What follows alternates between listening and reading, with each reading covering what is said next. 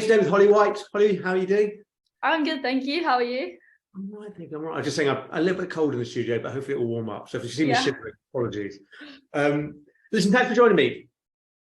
Let's start again. What made you document your life on YouTube and kind of social? Oh, it definitely dates back to me being at school, and obviously applying for university in my last 2 years whilst I was studying. I obviously aspired to go to Cambridge, and I knew once I had my place that it was going to be a big new chapter for me. So I wanted to document that primarily just for me to look back on like years down the line as memories. But at the same time, I also knew that documenting like my life as a student at Cambridge would be really useful and insightful for people online to see. So I guess that's why I really started. Ultimately, just as a creative outlet for myself, as I said, and to create fun videos of my life, what I was getting up to, my lectures. And so it did start then. It started in the summer just before I moved to Cambridge. And I initially started just vlogging my weeks. I uploaded every Sunday at 5 p.m. I was adamant that I would have a video going up every single week. And it started off as me being this Cambridge vlogger, as it were.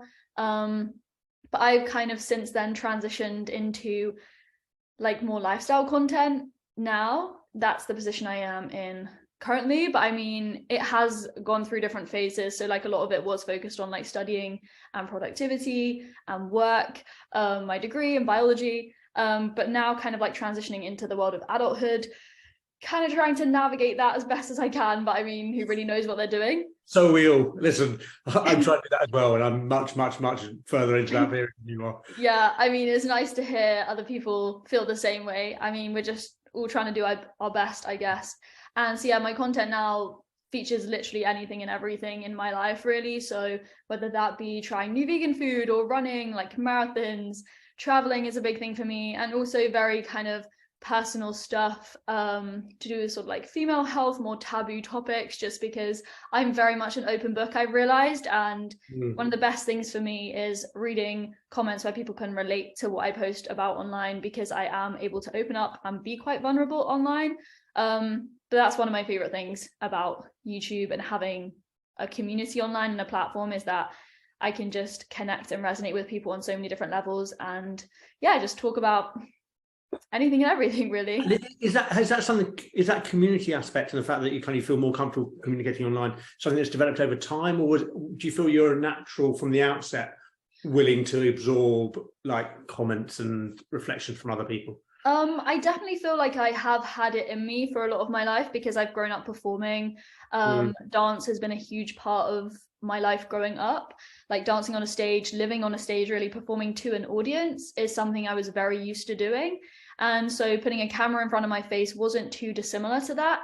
And, you know, it's just, you're not talking to anyone there and then, obviously, I'm just talking to a camera, but, you know, I know that it is going to reach a lot of people. And as you said, I have become more comfortable over time in opening up and sharing more. But as I said, I did have it in me. Like, I really liked talking and opening up and sharing ideas.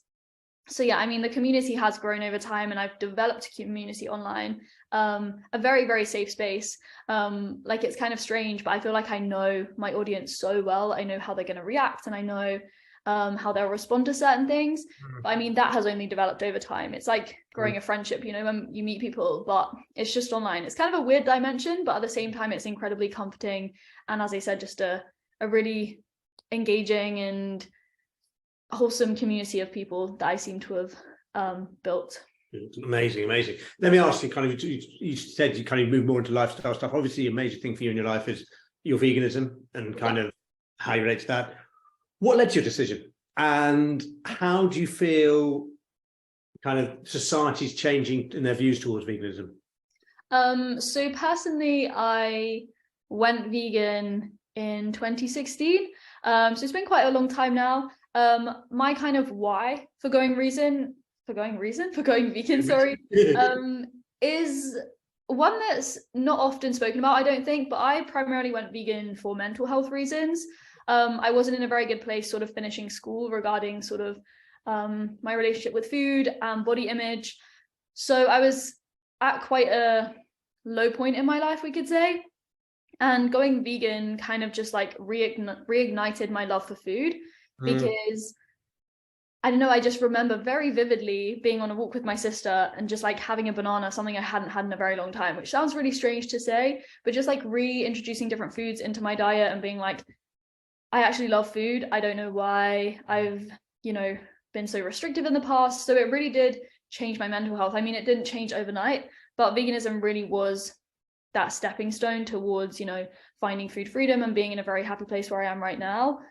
But on top of that, obviously I went vegan for mental health reasons, but then since then I've made the ethical connection and I understand that it's really great for the planet. And personally, I just believe it's the best thing that I can do as an individual. Like choosing what we consume on a day-to-day basis is a very simple thing we can do, and I just feel like it's the most powerful thing. It's literally right in front of me. Like I can choose every single day what I put on my plate or in my bowl for breakfast, lunch, and dinner, and I know where that comes from, and I know that it aligns perfectly with my morals and my values.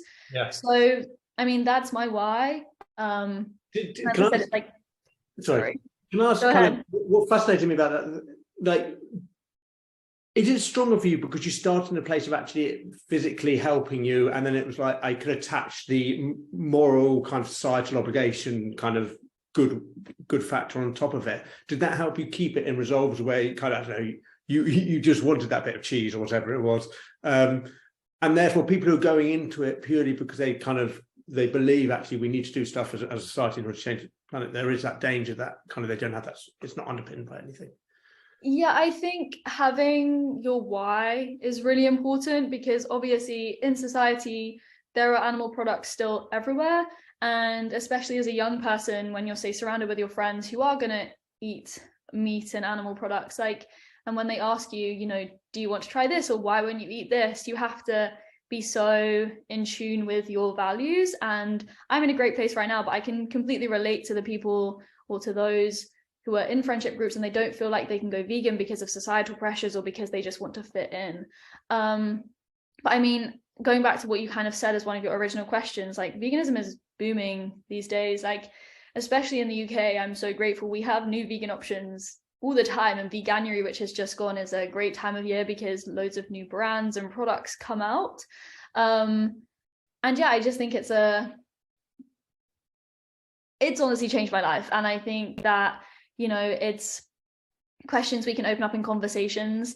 And, often people get hung up on this idea of veganism being a label, and, you have to be vegan. And if you eat something like a bit of cheese one day or milk, like you're not a vegan and you're a bad person. When in reality, I just encourage people to make small swaps and changes and do what they can. And yeah, I think it depends on who you are individually as to whether you want to go fully vegan or just like make small changes, but whatever you can do, I think it's really powerful. And as I said, I'm very passionate about veganism and it's integral in my life. So yeah, I love sharing and talking about it, obviously, if people are receptive and open to the idea. Brilliant. Holly, thanks so much indeed for your time. No, thank you. No worries at all.